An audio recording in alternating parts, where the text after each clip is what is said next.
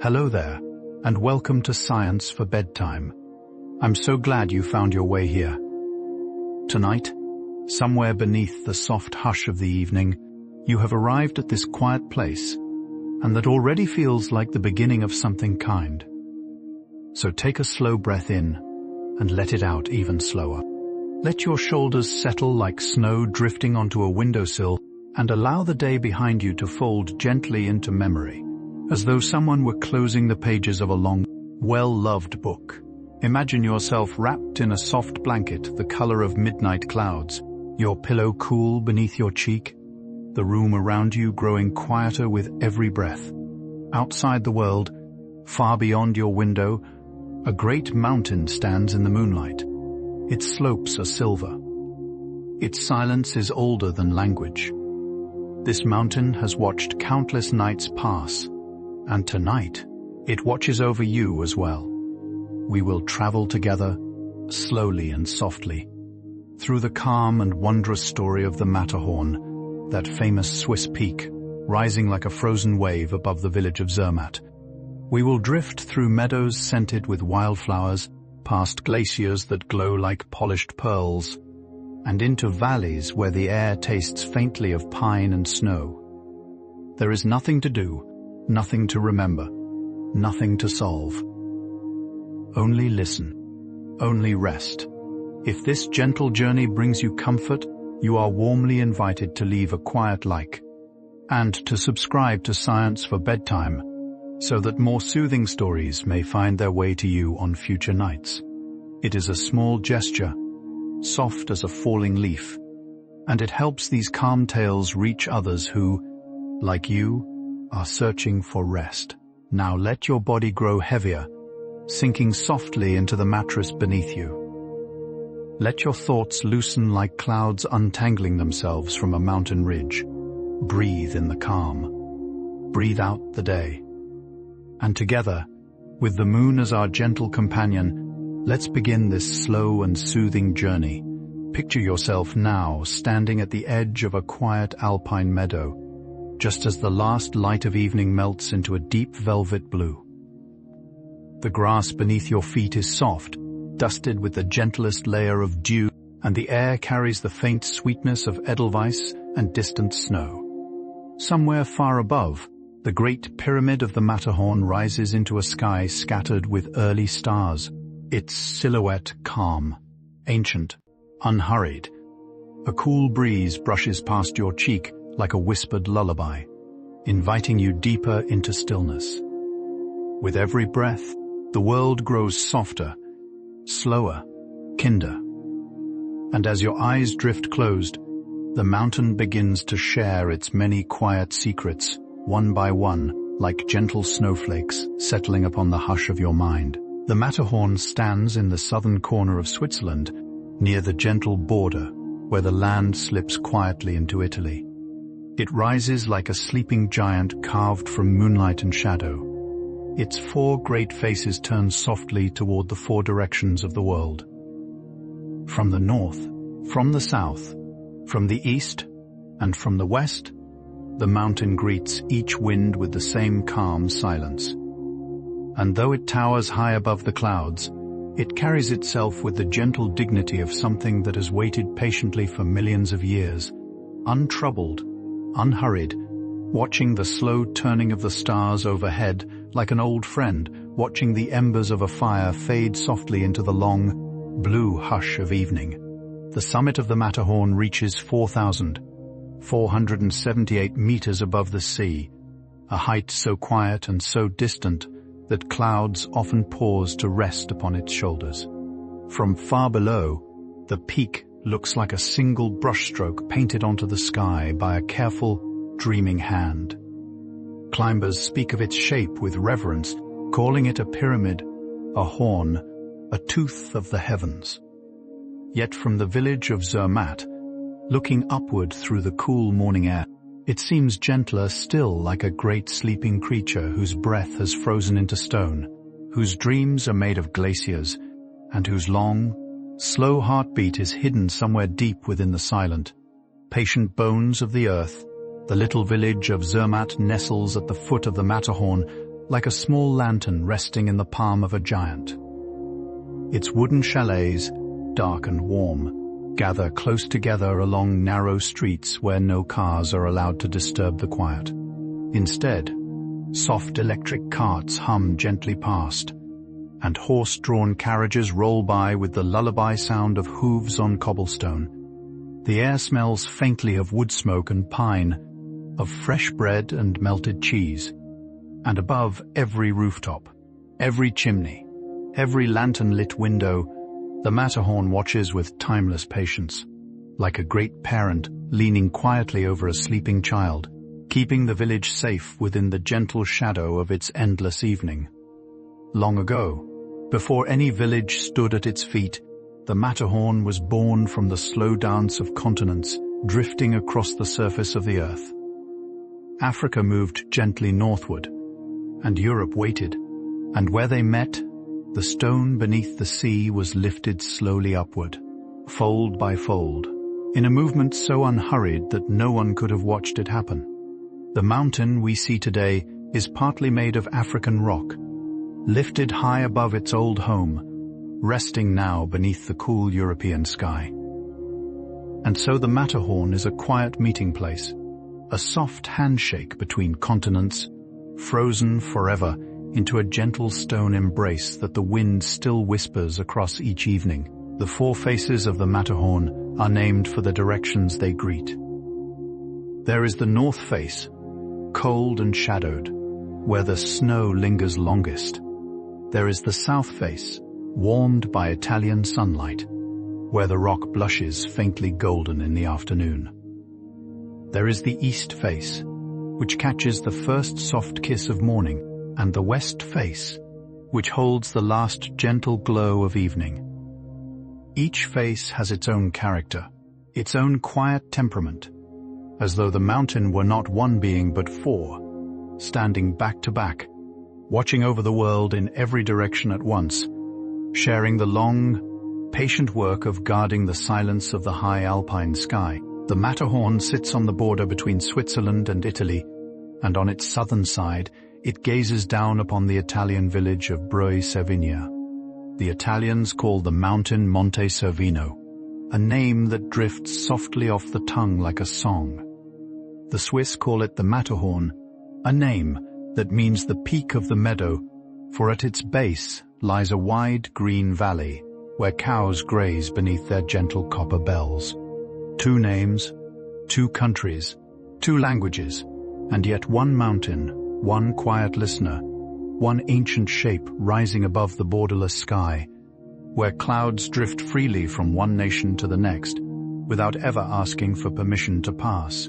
For thousands of years, no human foot had ever touched the summit of the Matterhorn. The mountain stood untouched, unclimbed, watching the slow procession of seasons pass by like soft footsteps in a long, empty corridor. Spring would bring wildflowers tumbling up the lower meadows. Summer would warm the rivers and turn the glaciers to gentle streams. Autumn would paint the larches in shades of honey and amber. Winter would wrap everything in a deep, soft silence of snow. And through all of these gentle seasons, the mountain simply waited, content in its solitude, listening to the music of the wind without any need for company, asking nothing, expecting nothing, dreaming its slow stone dreams. The first humans to live near the Matterhorn were shepherds and farmers, gentle people who tended their flocks in the high meadows during the warm months of summer. They built small wooden huts called mazottes, raised on round stone feet to keep mice from climbing inside. In these little dwellings, they stored hay, cheese, and tools, and they slept beneath thick woolen blankets, while the stars wheeled slowly overhead. They knew the mountain not as something to conquer, but as something to live beside, as a quiet companion in their daily lives, a friend whose name they whispered softly when the evening winds came down from the high snows above. The shape of the Matterhorn is so distinctive that it has become a symbol recognized across the entire world. Some say it looks like a hooked tooth. Others say it resembles a frozen flame, leaping upward into the sky. Still others see in it the shape of a sleeping giant, head bowed quietly toward the south. Whatever the imagination sees, the truth is that this shape was carved patiently by ice. For millions of years, glaciers crept slowly along the mountain's flanks, smoothing the rock on every side, leaving behind this elegant pyramid, this perfect quiet form, like a sculpture polished gently into being by the patient, dreaming hands of time itself. If you stand in Zermatt and look up at the Matterhorn at sunset, you may witness something that the local people call alpenglow. It is a soft phenomenon, a gentle blush of light that spreads across the rock face when the last rays of the sun catch the highest peaks. The mountain turns pink, then rose, then gold, then a deep velvet red, like a slow flame, burning quietly in the upper sky. The lower valleys have already fallen into shadow, but the summit still glows, holding the day's last warmth tenderly above the cooling earth, as though the mountain itself were reluctant to let the daylight go. Beneath the Matterhorn lie ancient glaciers, slow rivers of ice that have been creeping downhill for thousands upon thousands of years. The largest of them is the Gorner Glacier, a great pale ribbon of ice that flows quietly between the peaks, scattering soft blue light wherever it goes. Within these glaciers are caves of crystal, hollow chambers carved by melting water, where the ice glows with a deep, dreamlike turquoise. The air inside is cool and still, scented faintly with stone and snow, and the only sound is the gentle drip of water falling slowly, drop by drop. Like the patient ticking of a soft and very ancient clock, the peoples of the Alps once believed that mountains were inhabited by gentle spirits, watchful and kind, who looked after the herds and the harvests. Some said the Matterhorn was guarded by an old soul who slept inside the stone, waking only when the moon was full. Others said the mountain itself was a sleeping dragon, peaceful and patient, whose breath became the morning mist that drifted softly through the valleys. These quiet stories were passed from grandmother to grandchild, around the warm light of evening fires, and they wove themselves gently into the long, soft tapestry of alpine memory that still hums faintly through the village to this very day. The forests around Zermatt are filled with ancient larch trees, slender and graceful, whose needles turn a tender shade of gold every autumn. Walking among them is like walking through a cathedral of light, where every breeze sets the boughs whispering, and every footstep is cushioned by a soft carpet of fallen needles. The scent of larch resin drifts gently through the air, mingling with the sweetness of wild herbs and the cool breath of nearby streams. Even the silence of these forests feels alive, as though the trees themselves were listening, leaning slightly toward one another to share quiet secrets passed slowly along by the wind through their patient, dreaming branches. High above the larch forests grow the stone pines, gnarled and twisted, shaped by centuries of wind and snow. They stand at the very edge of where trees can survive, leaning into the slopes, holding fast against the breath of the mountain. Their needles are dark and fragrant, their bark deeply furrowed, and their cones are filled with little soft nuts that the nutcracker birds love to gather and bury beneath the earth.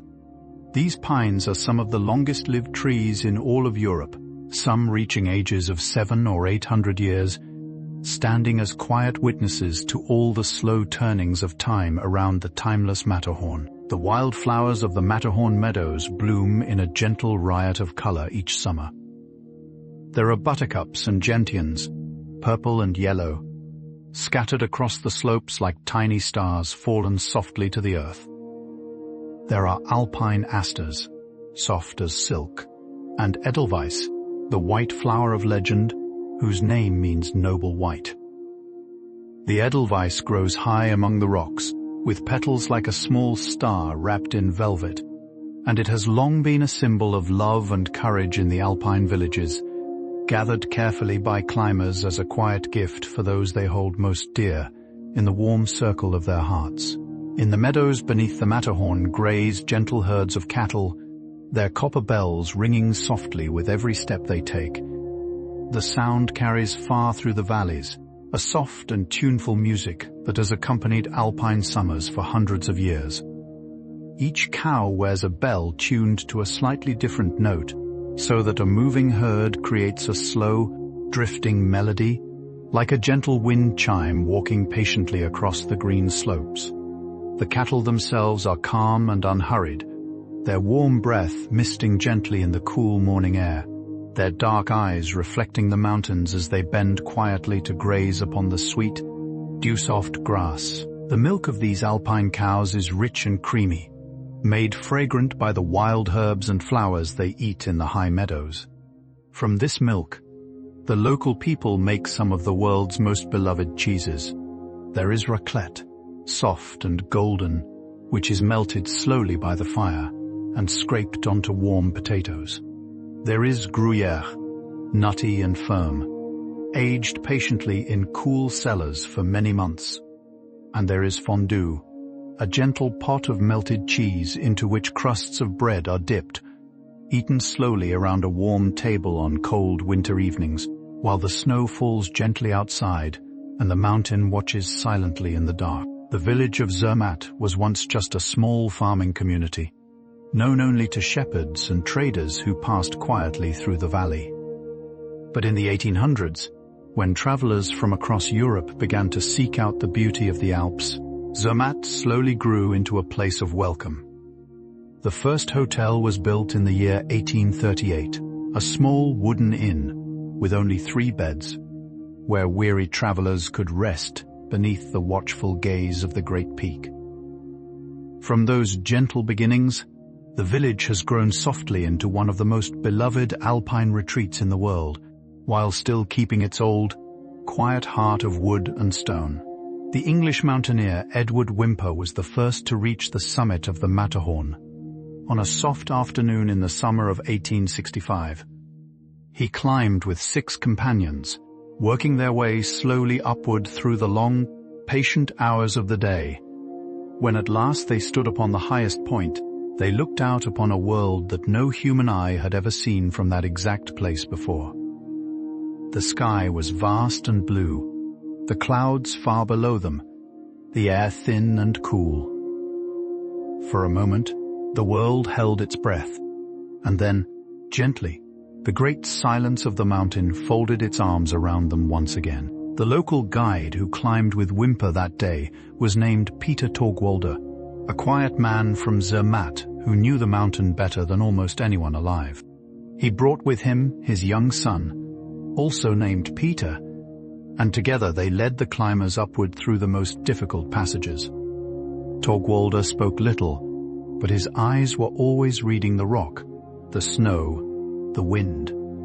He was one of the first of a long, gentle tradition of Zermatt mountain guides, men and women who would come to know every quiet ridge, every soft snowfield, every dreaming corner of the great mountain that watched over their lives from the moment they were born. Today, the mountain guides of Zermatt are part of one of the oldest and most respected guiding traditions in the world.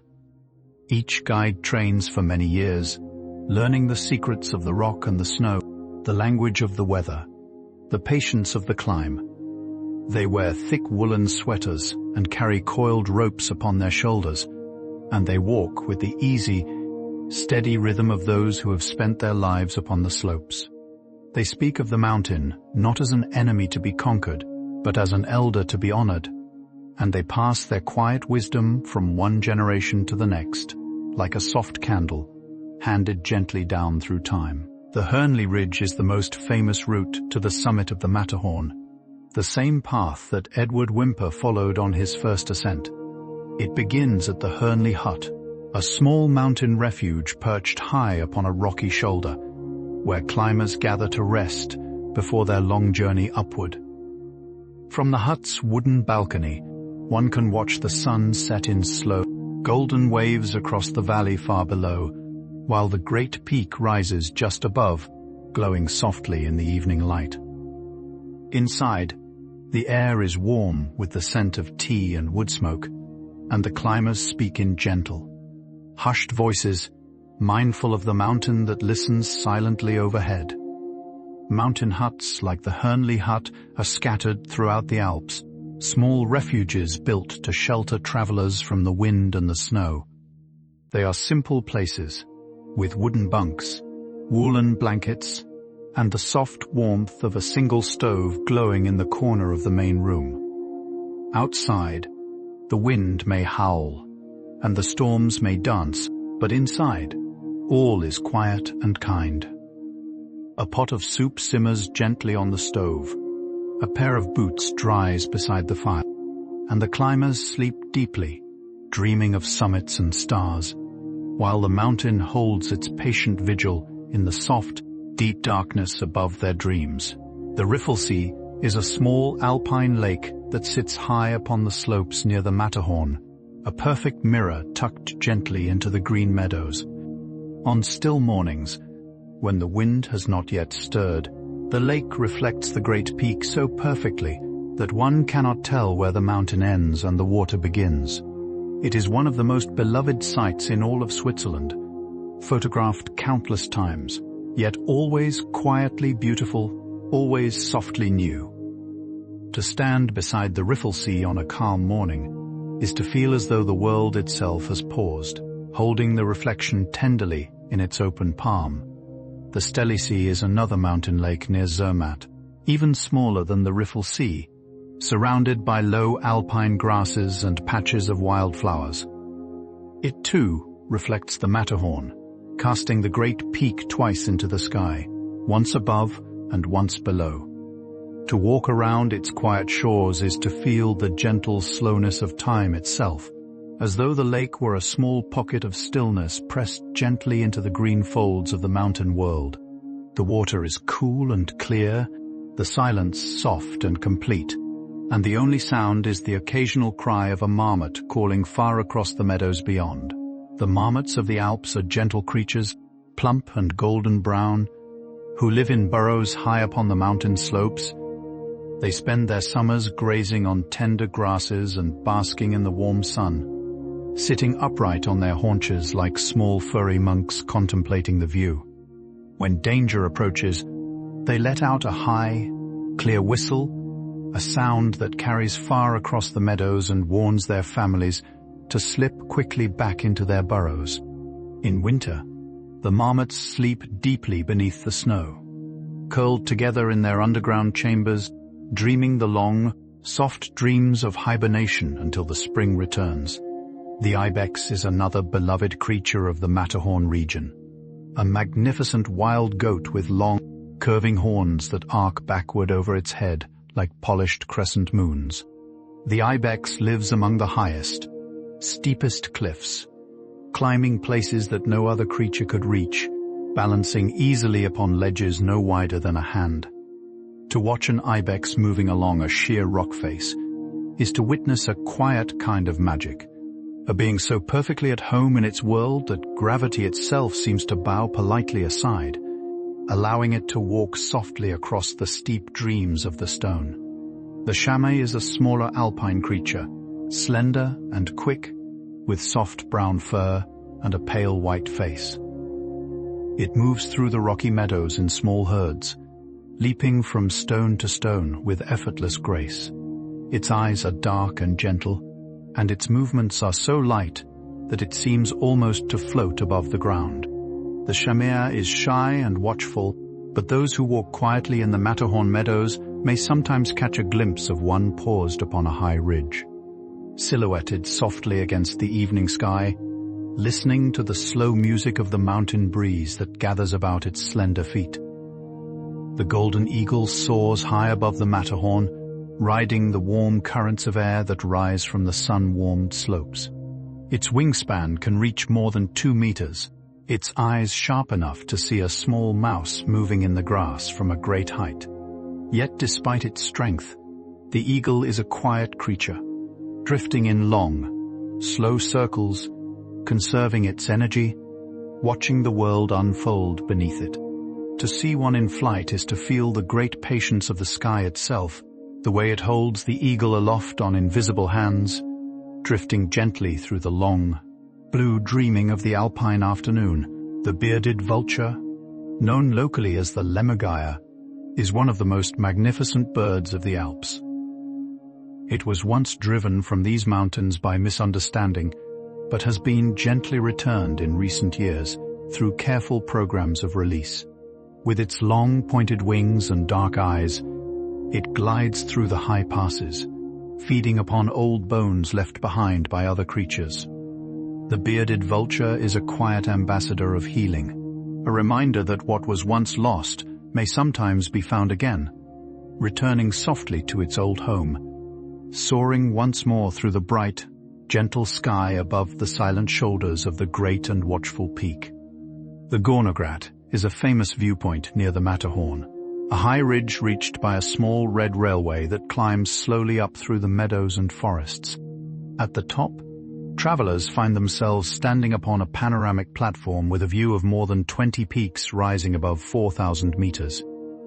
The Matterhorn is the centerpiece, of course, but all around it are sister mountains, each with its own quiet shape and softly glowing snow. To stand upon the Gornergrat at sunrise is to feel as though one were standing upon the very edge of the world, watching the dawn unfold across the slow, calm shoulders of the Alps. The Gornergrat Railway is one of the highest open-air railways in all of Europe, climbing from Zermatt up to a height of 3,089 meters. Its little red trains have been gently carrying visitors up the mountain for more than 100 years, ever since the line was first opened in 1898.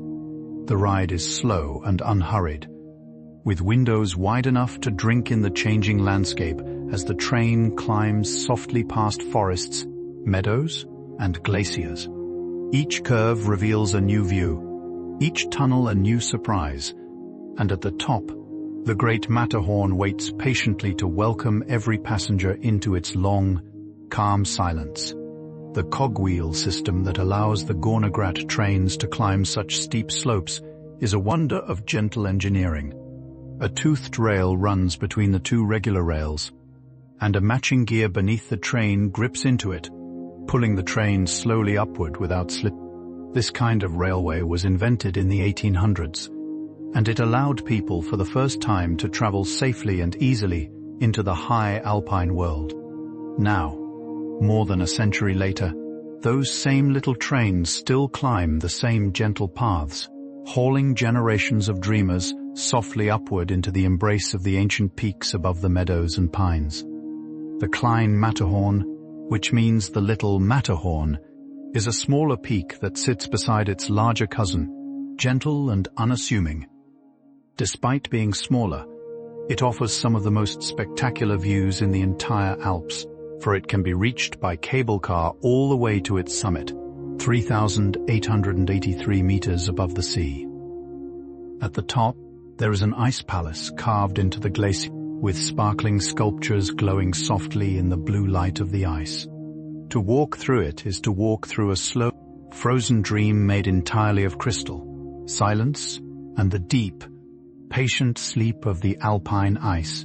The cable cars that carry travelers up to the Klein Matterhorn glide smoothly through the air, suspended from long steel cables that stretch between towering pylons. Inside the cabins, all is warm and quiet, and the windows offer sweeping views in every direction. Far below, the meadows shrink into soft green patches, and the rivers become silver threads. Above, the great peak grows nearer with every gentle moment, until at last the cabin slides softly into the upper station, where the cool, thin air of the high mountain world waits patiently to welcome each new arrival into its long, quiet song. Skiing in the Matterhorn region is a tradition that stretches back more than a century. The first skiers came in the late 1800s, wearing long wooden skis and heavy woolen clothes, gliding gently down the snowy slopes for the simple joy of moving through the winter air. Today, the ski runs above Zermatt stretch for hundreds of kilometers, climbing over glaciers and through pine forests, crossing the border into Italy and back again. Yet even now, the gentlest pleasure of skiing here is the quiet between turns, when one pauses upon a ridge and listens to the soft, calm silence of the snow. The snow upon the Matterhorn is some of the most beautiful in the world, dry and fine and soft, falling in great drifting flakes that settle slowly upon every surface. In winter, the entire landscape is wrapped in a thick blanket of white, and the village of Zermatt looks like a small painting tucked gently into the folds of the mountains. The rooftops grow heavy with snow, the streets become hushed and muffled, and the air itself seems to glow with a soft, pearly light. Inside the chalets, fires burn warmly in the hearths, and the world outside drifts slowly into a long, deep winter sleep. The icefall on the Matterhorn is a slow, dreamlike river of ice that tumbles gently down the steeper slopes of the mountain. From a distance, it looks almost still, but if one watches patiently across the seasons, one can see how the ice moves, inch by inch, year by year, carving the rock beneath it with a soft and ancient patience. Within the icefall are great blocks of frozen water called seracs, some as tall as houses, glowing in shades of blue and white and palest green. They rest in the bright sun like sleeping creatures, quiet and dreaming, waiting for the slow turning of the alpine seasons. The crevasses of the glaciers are deep, narrow openings in the ice, where the slow movement of the glacier has pulled the surface apart. From above, they look like soft cracks in a great pale sheet, but inside they hold the deepest blue that the eye can imagine. A blue older than the sea, a blue made of light that has traveled a long way through dreaming ice. Mountaineers cross the glaciers carefully, roped together for safety. But even with all caution, there is a quiet reverence in their movements, as though they were walking softly across the dreams of the mountain itself. The pure blue color of glacier ice comes from the way light passes through it. Over many years, as snow falls and falls and falls again, the lower layers are squeezed by the weight above into ice so dense that the air bubbles are pressed almost entirely out. This compressed ice absorbs the red and yellow parts of sunlight and lets only the blue pass through, glowing softly from within. It is the same gentle blue that one sees in deep clear water and in the hearts of certain quiet stones, and in the eyes of someone who has just woken from a long, slow, deeply peaceful dream. The night sky above the Matterhorn is one of the darkest and clearest in all of Europe. Because there are no large cities nearby, the stars shine with a brilliance that has become rare in our world. On a moonless night, the Milky Way arches across the heavens like a soft river of light, and the great peak rises silently against it, dark and patient and timeless. To lie upon a meadow and look up at this sky is to feel oneself gently smaller and gently larger at the same time, dissolving softly into the great quiet music of the cosmos that spins above the slow, sleeping mountain. In the warm months of summer, fireflies sometimes appear in the meadows below Zermatt, little flickering lights that drift slowly through the grass at dusk.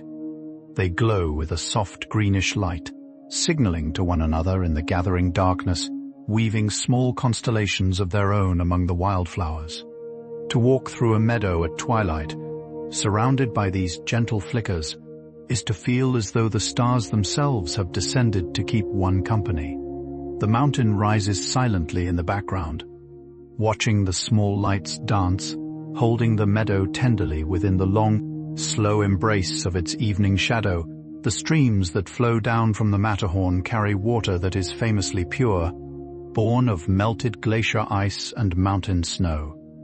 These streams gather in the valleys to form the river Vispa, which winds its way northward through the alpine landscape, joining other rivers, and eventually flowing into the Great Rhone. Yet even far from its source, the water remembers the mountain, carrying within it a faint silver coolness, a soft mineral memory of glaciers and stone. Children in the villages still cup their hands and drink from these streams on hot summer days, tasting the slow, sweet song of the high country in every gentle, glittering sip The wildflower gardens of the Matterhorn Meadows have inspired botanists for centuries. There are believed to be more than 500 different species of plants growing in the slopes and valleys around Zermatt, each one adapted to the cool air and the bright alpine sunlight. There are tiny pink primroses, soft purple violets, blue gentians, and yellow saxifrages that grow even between cracks in the rocks. The mountain is like a great quiet library of flowers, each page a different bloom, each bloom a different note in the gentle symphony that the meadows sing all through the warm and dreaming summer days. The arnica plant grows abundantly on the slopes of the Matterhorn, a bright yellow flower with a long, gentle history in alpine healing traditions. For centuries, the local people have used arnica to soothe the aches of long mountain walks and to calm the small bruises of daily life. Its blossoms are gathered carefully in midsummer, dried slowly in the cool shade, and steeped into oils and ointments that smell faintly of sunshine and meadow grass. Like so many quiet gifts of the mountain, arnica is a reminder that even the smallest, softest things can carry within them a great and gentle wisdom of healing. The juniper bushes that grow along the lower slopes of the Matterhorn produce small dark berries with a faint blue bloom upon their skin. These berries have been used for hundreds of years to flavor cordials, teas, and gentle alpine spirits. The scent of crushed juniper is sharp and clean, reminding one of pine forests and cool stone and the soft hush of evening. In the old days, juniper branches were sometimes burned upon the hearth to bless a home with quiet protection, and the gentle fragrance would drift through every room, settling softly upon every windowsill like a small, slow benediction of the alpine air. The honey of the Zermatt region is famous throughout Switzerland, gathered by mountain bees who feast upon the alpine wildflowers all through the brief, sweet summer. The honey is golden and rich, with a complex flavor that holds the memory of every blossom the bees have touched. There is the gentle sweetness of clover, the floral perfume of alpenrose, the soft brightness of thyme, all woven together into a single jar of slow, liquid sunlight. To taste this honey is to taste the entire summer at once, a single spoonful holding all the warmth and quiet joy of the mountain in the height of its softest, brightest dreaming. The alpenrose is a small flowering shrub that grows in dense, low patches across the upper slopes of the Matterhorn. In midsummer, it bursts into bloom with thousands of tiny pink flowers, covering entire hillsides in soft rose-colored carpets. Bees and butterflies gather in great gentle clouds, drawn by the sweet fragrance and the rich nectar within each blossom. To walk through a field of alpenrose in full bloom is to walk through a slow, pink dream that smells of summer and stone and warm afternoon breezes, while the mountain rises silently above, watching the small, quiet ceremony of beauty unfolding all across the meadows below. The cowbells of the alpine herds ring through the summer landscape with a music that has not changed in many hundreds of years. Each bell is forged carefully by hand, tuned to a specific note, and hung upon a wide leather strap embroidered with traditional patterns. The largest bells, called tricolm, are worn by the lead cows and produce a deep, resonant sound that carries for great distances. The smaller bells chime brightly in higher tones, weaving themselves into a gentle, drifting melody as the herd moves slowly through the meadows. It is one of the oldest songs of the Alps, sung quietly across the centuries by the calm, patient music of the cattle. In autumn, when the cattle are brought down from the high meadows to spend the winter in the valley barns, the local people celebrate with a festival called the Des Alpes. The cows are decorated with garlands of flowers, ribbons, and bouquets, their bells polished and ringing brightly, their dark eyes gentle as they walk slowly through the village streets. The villagers gather to welcome them home, sharing fresh cheese and warm bread and gentle laughter. It is a celebration of the slow, patient rhythm of alpine life, a reminder that all things turn softly in their seasons, and that every journey ends, eventually, with a gentle homecoming. The Matterhorn appears upon the wrapper of one of the world's most beloved chocolates, the famous Toblerone, with its distinctive triangular shape that echoes the peak itself. The chocolate was first created in Bern in 1908, and its mountain silhouette has carried the image of Switzerland softly across the world ever since. Hidden within the design, if one looks carefully, there is a small bear, the symbol of the city of Bern. The Matterhorn has become a quiet ambassador in this way, traveling through grocery store aisles and gift shops across the world, sharing its gentle silhouette with anyone who pauses for a moment to enjoy a small, sweet pleasure. The mountain has appeared in countless paintings, drawings, and photographs over the centuries. Artists from across Europe have traveled to Zermatt to capture its likeness, working slowly and patiently with watercolors, oil paints, and pencils. Each artist sees the mountain a little differently, and each painting holds a slightly different mood. Some are bright and luminous, painted in the soft light of morning. Others are deep and brooding, capturing the mountain wreathed in storm clouds. Together, these countless images form a gentle gallery of love, a slow collection of devotion to a single, patient peak that has inspired generations of dreamers to lift their brushes toward the sky. The famous artist Albert Smith brought the legend of the Matterhorn to wider audiences in the 1850s through his theatrical lectures in London.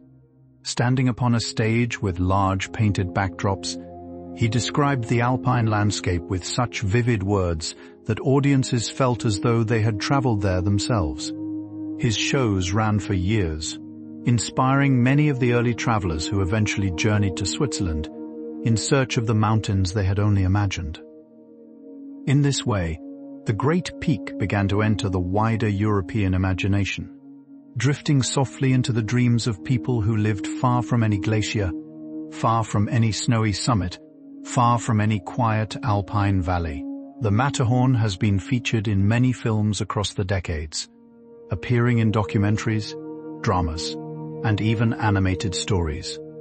Walt Disney was so enchanted by the mountain that he built a small replica of it in his theme park in California, opened in the year 1959. Though only a fraction of the size of the real peak, the Disney Matterhorn captures something of its iconic silhouette, complete with snow-capped summit and a winding bobsled ride that travels gently through its slopes. The original mountain, of course, remains untouched in Switzerland, watching from afar with quiet amusement as its image is shared softly across the world. In Zermatt, the houses are built in a traditional alpine style that has changed very little over the centuries. The lower floors are made of stone, cool and steady, while the upper floors are made of warm, dark wood, weathered by the sun and the snow to a deep honey brown. The wooden balconies are often carved with delicate patterns, and the windows are framed with painted shutters in soft, gentle colors. Geraniums and petunias bloom in window boxes throughout the summer, their bright flowers spilling over the wood like small, soft fireworks. Each house feels like a quiet story, a soft chapter in the long, gentle book of alpine life. The Mountaineers' Cemetery in Zermatt is a small, quiet place where many of those who lost their lives in the high peaks now rest. It is filled with simple stone markers and old wooden crosses, and the air around it carries a soft sense of reverence. The cemetery is not a sad place, but a peaceful one, full of stories of those who loved the mountain deeply and who chose to be buried within its quiet shadow. Visitors often pause here on their way through the village, leaving small flowers upon the graves, listening to the gentle rustle of wind through the trees that watch patiently over the soft sleep of the resting. The Matterhorn Museum in Zermatt is a peaceful place where visitors can learn about the long history of the mountain and the people who have lived beneath it. The museum is built partly underground, like a quiet alpine village preserved in time.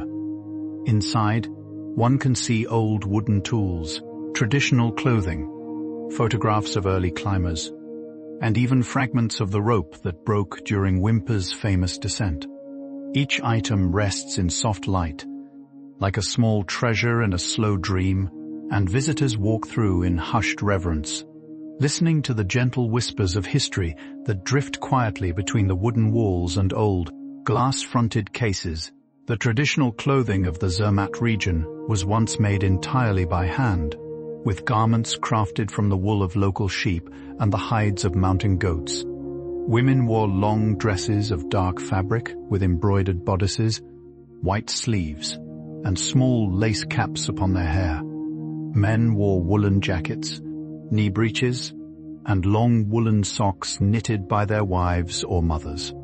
These clothes were warm, durable, and beautifully made, with patterns and colors that varied gently from village to village.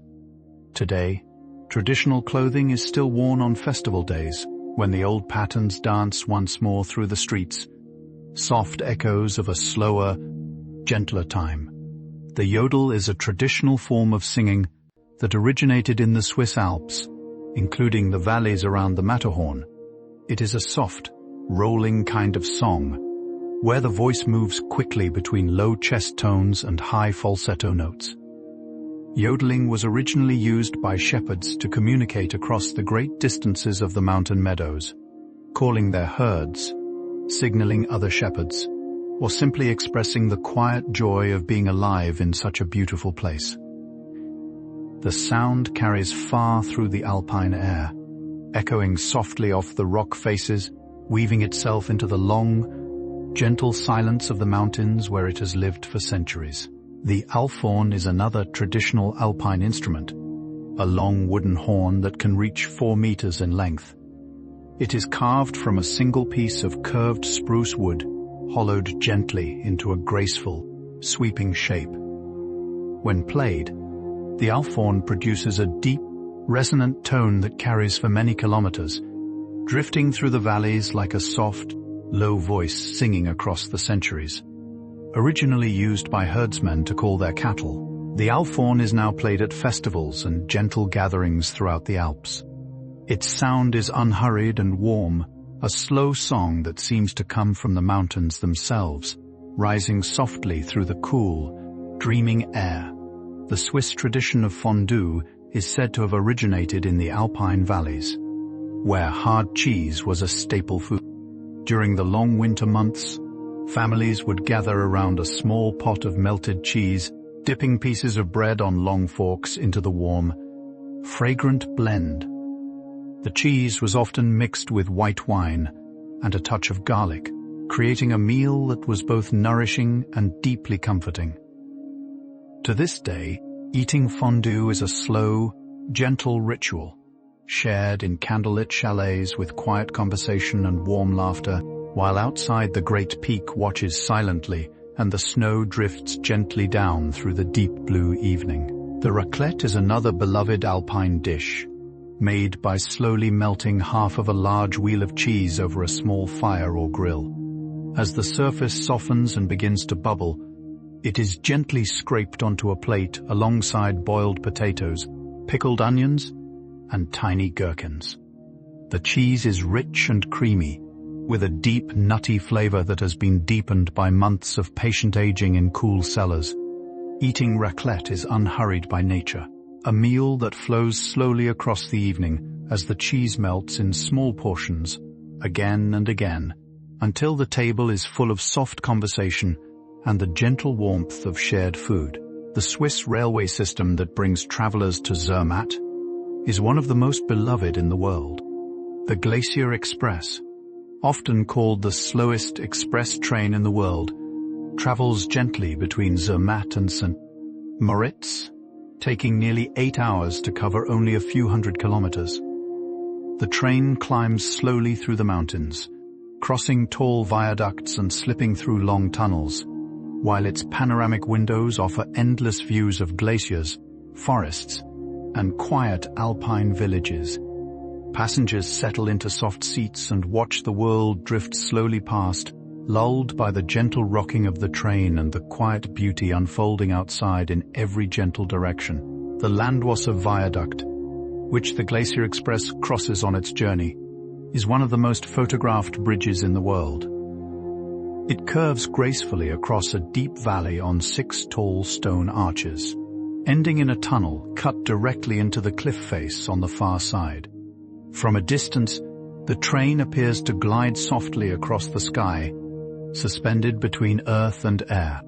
The viaduct was built in the early 1900s, made entirely from local stone, and it has carried trains gently across the alpine landscape for more than a century, becoming a small, beloved monument to the slow, patient artistry of human hands working in harmony with the mountains. The Alps themselves are part of one of the longest mountain ranges in Europe, stretching from France in the west all the way to Slovenia in the east. The Matterhorn sits near the center of this great range, in a section called the Pennine Alps, surrounded by other towering peaks including the Dom, the Weisshorn, and Monte Rosa.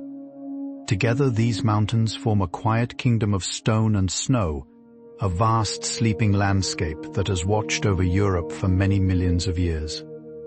To stand among them is to feel the slow breath of geological time, a breath so deep and so calm that it seems to hold the entire world within its quiet rhythm. Monte Rosa is the second highest mountain in the Alps, just slightly taller than the Matterhorn, with a great rounded summit that rises softly above the eastern horizon from Zermatt. Its name comes not from the color rose, but from an old word meaning glacier, for its slopes are wrapped in some of the largest ice fields in the region. Monte Rosa is gentler in shape than the Matterhorn, more like a great sleeping mother surrounded by her smaller peaks. The two mountains face one another across a wide valley, two ancient companions watching the slow centuries pass, holding the silent, gentle conversation of stone and snow. The Dom is another of the great peaks that surround the Matterhorn, the highest mountain located entirely within Switzerland. Its name simply means cathedral, and indeed its towering form rises with a quiet, sacred dignity above the surrounding landscape. From Zermatt, the Dom appears as a distant snowy spire, often catching the morning light long before the lower slopes have awakened from their dreams of night. To climb the Dom is to walk softly through a great natural cathedral, where the silence is the song, the snow is the prayer, and the sky is the gentle ceiling that arches infinitely overhead. The Weisshorn, whose name means white horn, is another beloved peak in the region. Some climbers consider it more beautiful even than the Matterhorn, with its elegant pyramidal shape and the soft white cloak of snow that wraps around its summit year-round. It was first climbed in 1861, just a few years before the famous ascent of the Matterhorn. The Weisshorn is shyer than its more famous neighbor, often hidden behind drifting clouds, but on clear mornings it stands revealed in all its quiet glory, a soft white flame burning gently against the deep blue dome of the alpine sky. The Findel Glacier flows quietly down from the high peaks above Zermatt, a long, pale river of ice that has been slowly retreating in recent years as the world grows warmer. It is one of many glaciers that surround the Matterhorn, each a slow, patient sculptor working upon the rock beneath. To walk near the Findel Glacier is to walk beside a thing both ancient and gentle, a creature that moves so slowly that its motion is invisible, yet whose patient work has shaped the entire landscape, valley by valley, over the long, dreaming millennia of its slow, quiet existence in the mountains.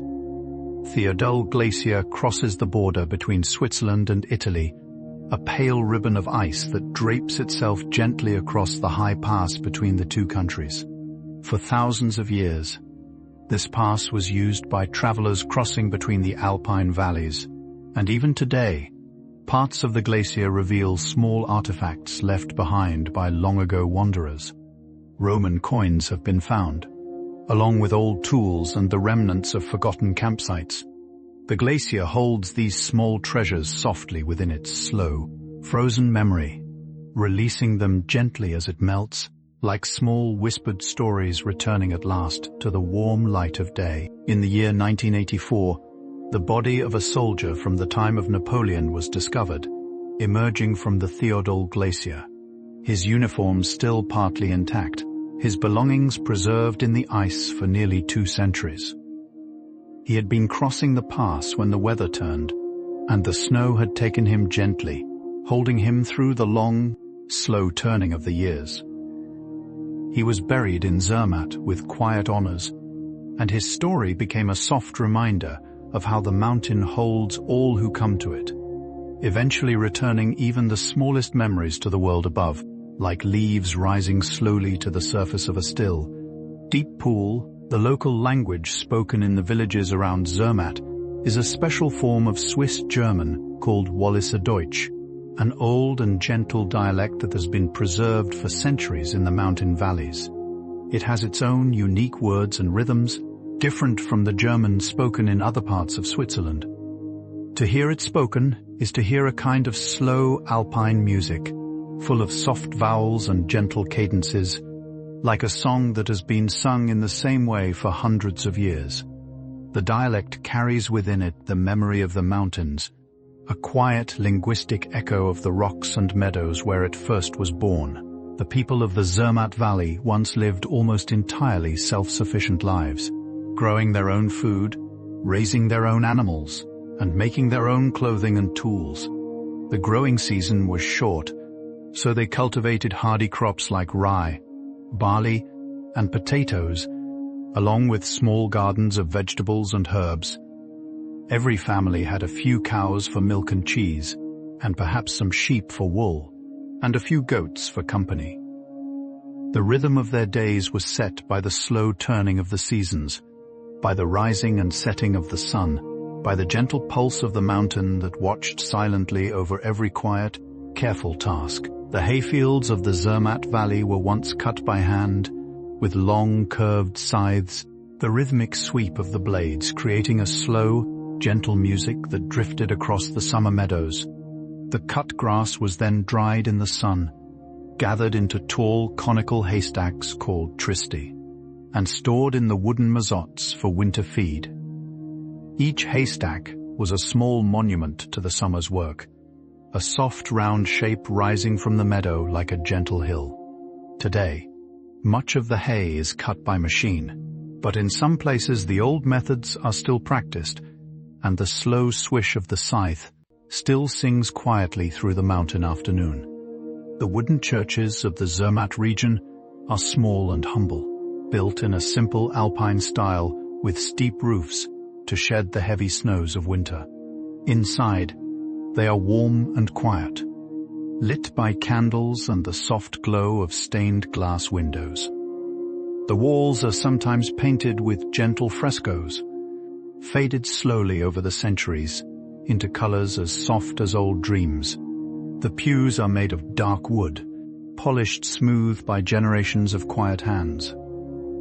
To sit inside one of these churches is to feel the slow, patient breath of community, a place where countless prayers have been whispered softly into the warm, attentive air. The bells of the Zermatt church ring out across the valley several times each day, marking the slow turning of the hours with their soft, golden voices. The largest bell rings deep and slow, while the smaller bells ring brighter and quicker, weaving their tones together into a gentle alpine melody.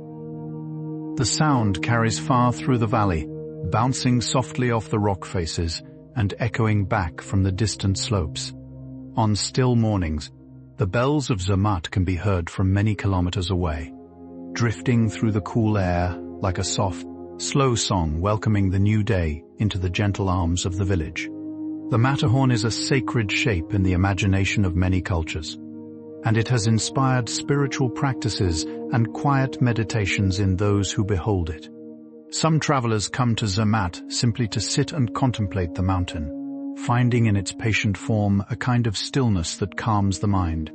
Others walk slowly through the meadows beneath it, breathing softly, allowing their thoughts to settle like snow upon the high peaks. There is a feeling that the mountain teaches without speaking, that its long silence holds wisdom, and that simply being near it can soften the busy edges of the soul into something quieter and more whole. The aurora is sometimes visible from the slopes of the Matterhorn on particularly clear winter nights, when solar storms send their gentle ribbons of light dancing across the northern sky. The Alps are at a low enough latitude that auroras are rare, but when they do appear, the soft green and pink curtains of light shimmer above the peak in a vision of unearthly beauty. To witness an aurora from the alpine slopes is to feel that the universe itself is singing softly to the mountains, and that the mountains are listening quietly, holding their high, ancient heads up toward the gentle, dancing light. The shooting stars of August often grace the skies above Zermatt during the Perseid meteor shower, when small particles from a distant comet burn brightly as they enter the Earth's atmosphere. On warm summer nights, those who lie in the meadows beneath the Matterhorn can sometimes see dozens of meteors flickering across the sky in a single hour. Each one is a small, silent gift, lasting only a moment, fading softly into the darkness.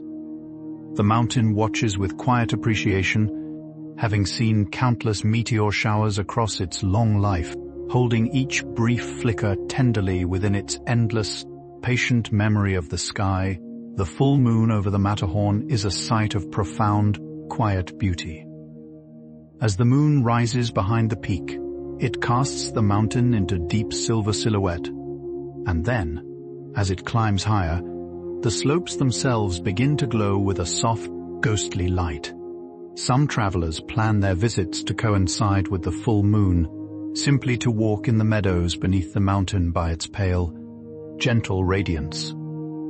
The snow seems to shimmer with its own quiet inner light, and the entire landscape takes on a dreamlike quality, as though one had wandered softly into the heart of a long, beautiful dream. The shadow of the Matterhorn sweeps slowly across the valley as the sun moves through the sky, painting the landscape with quiet patterns of light and dark.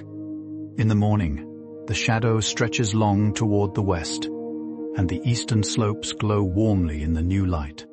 By midday, the shadow has shortened, gathering close around the base of the mountain, and in the evening, the shadow grows long again, reaching now toward the east, while the western slopes catch the last golden warmth of the setting sun. The whole day is a slow ballet of light and shadow, danced softly upon the patient stone. The trees that grow at the very upper edge of the forests around the Matterhorn are called the tree line, a soft boundary where the conditions become too harsh for trees to survive. Above the tree line lies the open alpine zone, with only grasses, low shrubs, and tiny flowering plants. The trees at the tree line are often twisted and bent by the wind, their forms sculpted slowly by the long, patient breath of the mountain. To stand at the tree line is to stand upon a quiet threshold, the place where one world ends gently and another begins, where the soft whispering of the forest gives way to the great, calm silence of the high country. The clouds that gather around the Matterhorn often form a small white plume that streams gently off the summit, blown by the upper winds. This plume is called the banner cloud, and it is one of the most beautiful sights in the alpine sky.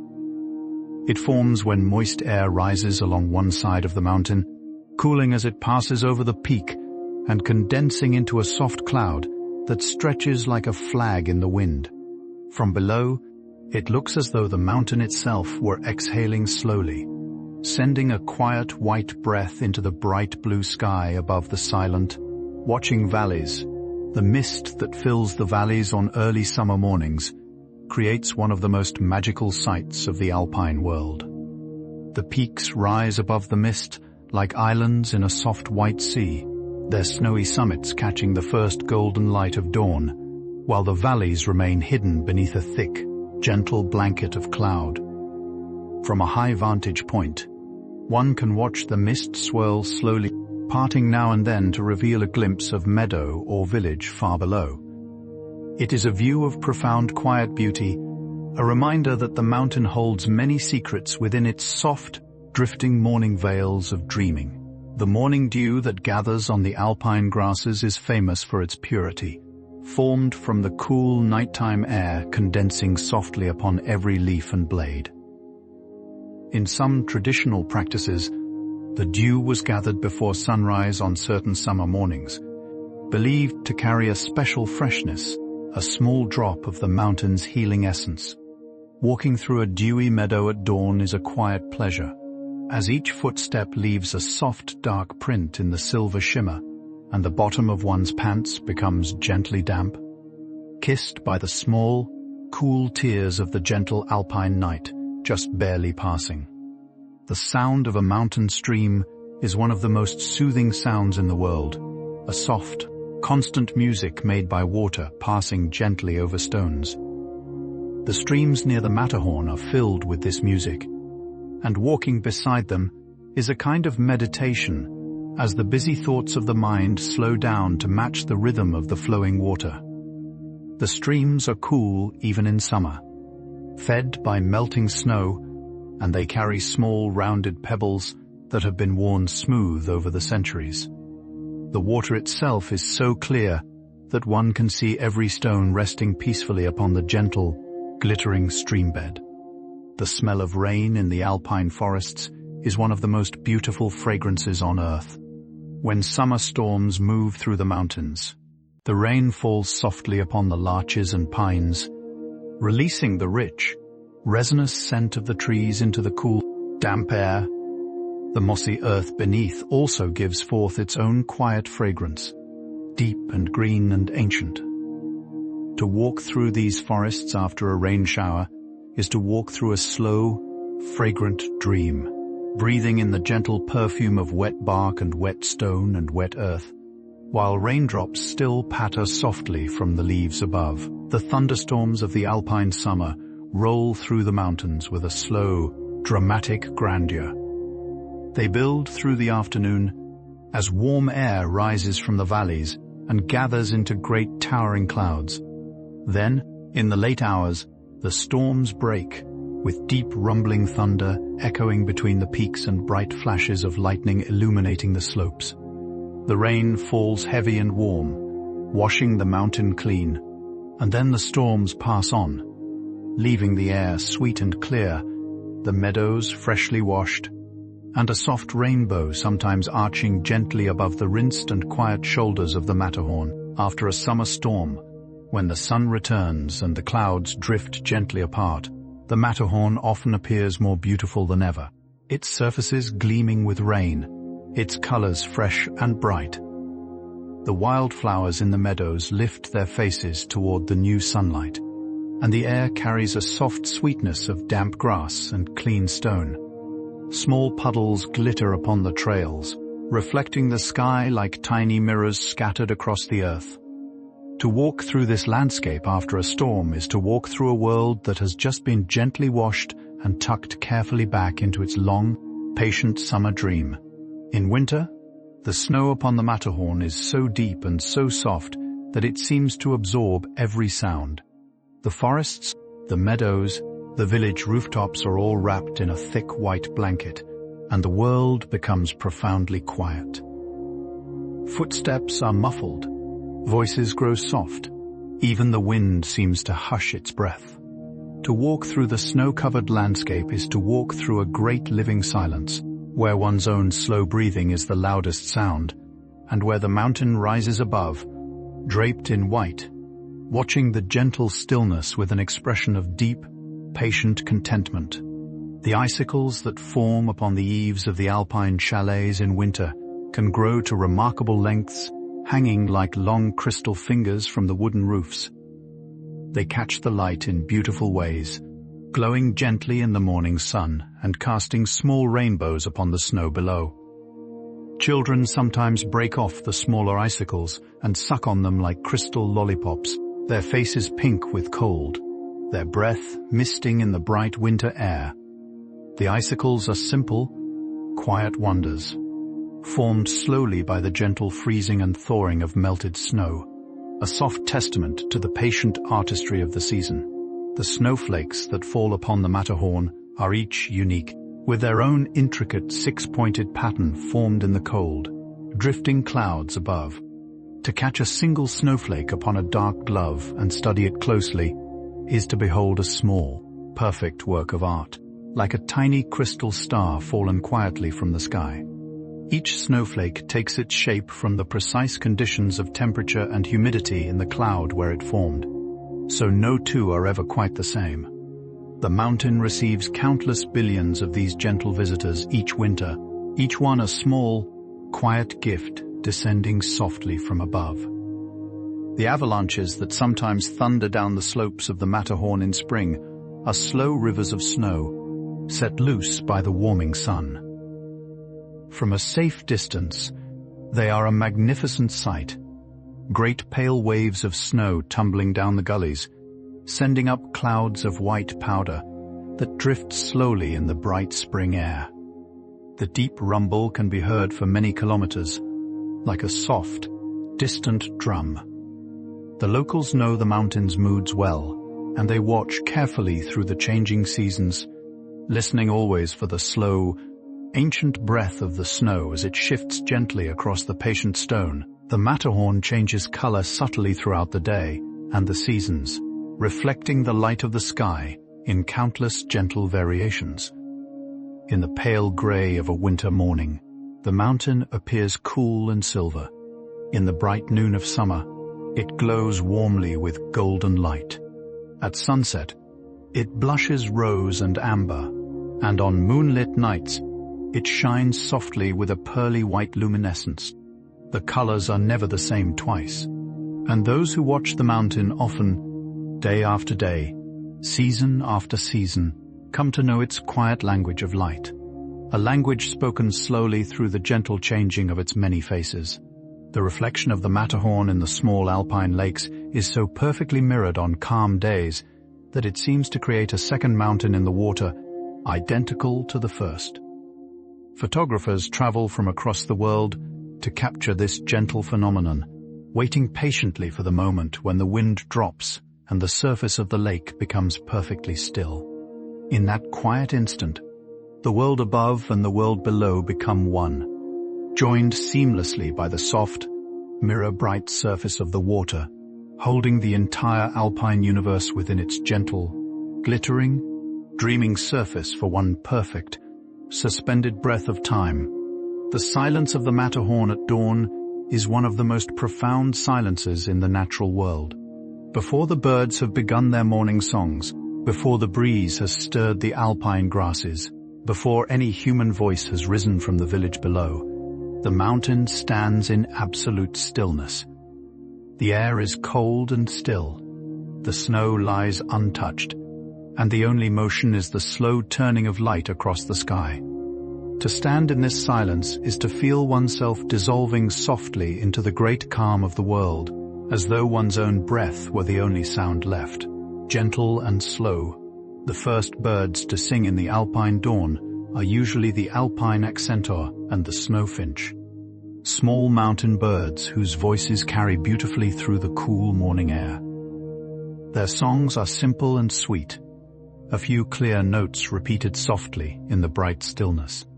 They are joined gradually by other birds as the morning warms, and by the time the sun has risen fully above the peaks, the meadows are filled with a gentle chorus. It is one of the loveliest sounds of the mountain, this slow awakening of bird voices, a soft, drifting song that welcomes each new day into the quiet, patient arms of the Alps. The sunset over the Matterhorn is a slow, unhurried ceremony, lasting nearly an hour as the light gradually deepens and changes. The colors begin with soft yellow and pink, then deepen into amber and rose, then into deep red and violet, before finally settling into the gentle blue of evening. Those who watch the sunset from the meadows beneath the mountain often fall into a kind of quiet trance, mesmerized by the slow, patient turning of colors across the sky. The mountain itself seems to drink in the light, glowing softly even after the rest of the landscape has fallen gently into shadow. After the sunset fades, The first stars begin to appear above the Matterhorn, one by one, like small candles being lit slowly across the heavens. The brightest stars come first, then the dimmer ones, until the entire sky is filled with countless points of soft, twinkling light. The Milky Way arches above the peak like a great river of silver, and the entire dome of the heavens turns slowly through the long, patient night. To lie upon a meadow and gaze up at this sky is to feel oneself part of something vast and gentle and beautifully alive, drifting softly through the cosmos. And so the night settles softly over the great Matterhorn. The village of Zermatt grows quiet. The meadows breathe gently in the moonlight. The streams murmur their soft, endless song. The glaciers dream their slow, patient dreams. And all the creatures of the mountain world drift gradually into rest.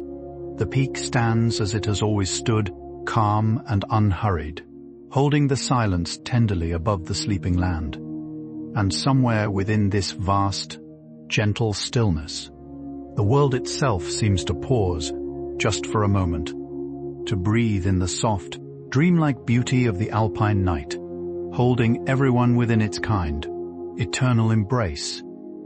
And now, as our slow journey draws gently toward its quiet close, let us pause for one final moment beneath the great Matterhorn, allowing its calm presence to settle softly into your dreaming mind. Imagine the mountain rising silently in the deep blue evening, its summit kissed by moonlight, its slopes wrapped in a soft hush of snow. The village of Zermatt sleeps below, lanterns glowing warmly in the windows, wood smoke drifting gently from the chimneys, the air sweet with pine and stone. Every creature is at rest. Every flower has closed its petals for the night. Every stream sings softly beneath its blanket of ice, dreaming of the spring still patiently to come. Think of how this great mountain has stood for more than 50 million years, watching the slow turning of the world from its quiet, ancient height. It has seen continents drift, glaciers come and go, forests rise and fall, and countless generations of small alpine creatures live their gentle, fleeting lives beneath its patient gaze. And yet, through all this immense passage of time, the Matterhorn has remained calm and unhurried, holding its silent vigil above the meadows and valleys, never speaking, never rushing, simply being, with a steadiness so deep that it feels like the very heart of stillness itself. The mountain reminds us, in its soft, wordless way, that there is wisdom in slowness, beauty in patience, and a quiet kind of peace in simply being. It teaches without teaching, sharing its gentle lessons through the long centuries of its presence. The shepherds learned from it, the climbers learned from it, the artists and dreamers and travelers from every land have all learned from it in their own quiet ways. And tonight, perhaps, as you rest in the soft cradle of your own warm bed, the mountain has shared a small portion of its gentle wisdom with you as well. Drifting into your slow, deepening dreams, imagine the snow falling now upon the upper slopes, each flake settling so softly that it makes no sound at all. The wind has hushed itself. The stars shine like small white blossoms scattered across the deep, dark velvet of the sky. The moon is full and gentle, casting silver light across the snowfields and ridges. And the mountain rises into this perfect quiet like a great patient soul at rest, breathing the slow breath of stone, dreaming the slow dreams of glaciers, watching over you as you drift peacefully toward your own deep and gentle, beautiful sleep. And so we come to the soft close of our slow alpine journey together.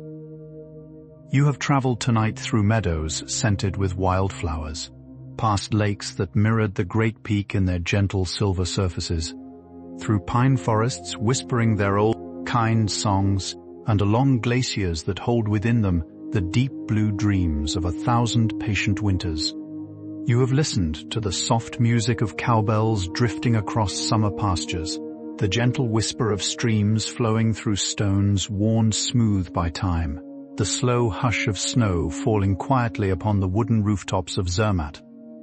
And through it all, the Matterhorn has watched, calm and ancient, holding the long silence of the mountains tenderly within its patient stone heart.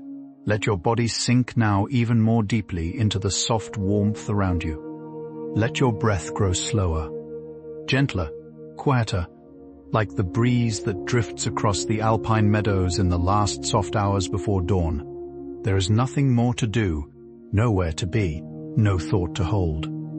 The day behind you has folded itself away, like a small book closed gently by careful, kind hands. The morning ahead will come in its own slow time, unhurried, patient, soft as the first light brushing across the high snowfields. For now, there is only this gentle moment, and the long quiet rest that opens softly before you, like a great calm valley waiting to receive you. If our journey tonight has brought you comfort, please remember that you are warmly welcome to return to deep sleep science anytime the world feels loud and the mind feels weary. A small like, a quiet subscription, a gentle word left below the video. These are simple kindnesses that help these slow stories drift outward to others who, like you, are searching for rest. We will continue to create soft journeys for you, gentle tales drawn from the most peaceful corners of our world, so that no night ever needs to feel too long, and no heart ever needs to feel alone in the quiet hours. Picture the Matterhorn one last time, glowing softly in the silver moonlight, its summit lifted gently toward a sky filled with countless stars. The village sleeps, the meadows sleep, the streams murmur their endless song. And you, dear friend, drift slowly into the soft arms of your own deep rest, carried gently by the patient breath of the great mountain that watches over all who find their way to its quiet, ancient peace. Good night and sleep deeply.